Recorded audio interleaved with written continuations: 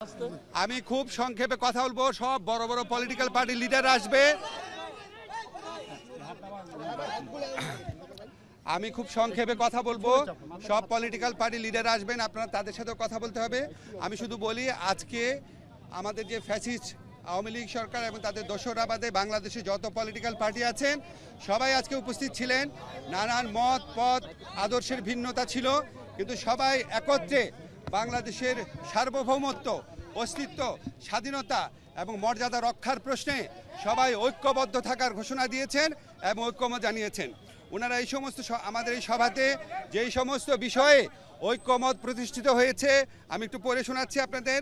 প্রথমেই ভারতে যে বাংলাদেশ বিরোধী বিভিন্ন তৎপরতা চলছে, বাংলাদেশের উপ হাইকমিশনে হামলা, বাংলাদেশ বিরোধী প্রচারণা, বাংলাদেশের অভ্যন্তরীণ ব্যাপারে হস্তক্ষেপ, এসবের তীব্র নিন্দা জানানো হয়েছে এবং ভারতের এই সমস্ত পদক্ষেপের বিরুদ্ধে বর্তমান সরকারের যে আত্মমর্যাদাশীল এবং সাহসী ভূমিকা তার প্রশংসা করা হয়েছে এবং সরকারের সাথে সলিডারিটি প্রকাশ করা হয়েছে।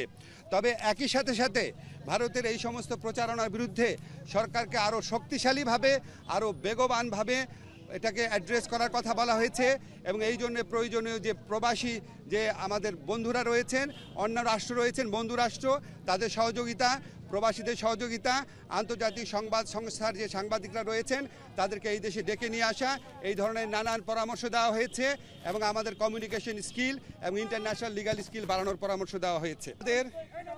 আমাদের একই সাথে সাথে ভারতের সাথে বাংলাদেশের যত চুক্তি হয়েছে গত 15 বছরের ফ্যাসিস্ট শাসন আমলে সেটা প্রকাশ করার দাবি করা হয়েছে এবং একই সাথে সাথে রামপাল সহ বাংলাদেশের জন্য ক্ষতিকর যে সমস্ত চুক্তি আছে সেগুলি বাতিল করার দাবি করা হয়েছে।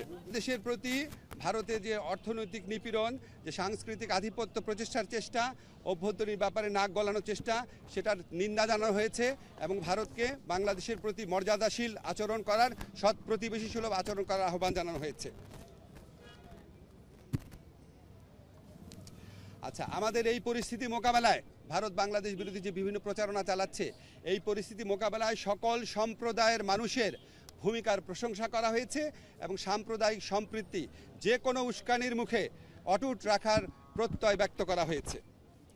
সবশেষে সবাই একটা জিনিস বলেছেন যে আমাদেরকে আর শক্তিহীন, দুর্বল, নতজানু ভাবার কোনো রকম কোনো অবকাশ নাই। যে কোনো ধরনের অপপ্রচারণা এবং উস্কানির বিরুদ্ধে আমরা ঐক্যবদ্ধ থাকব।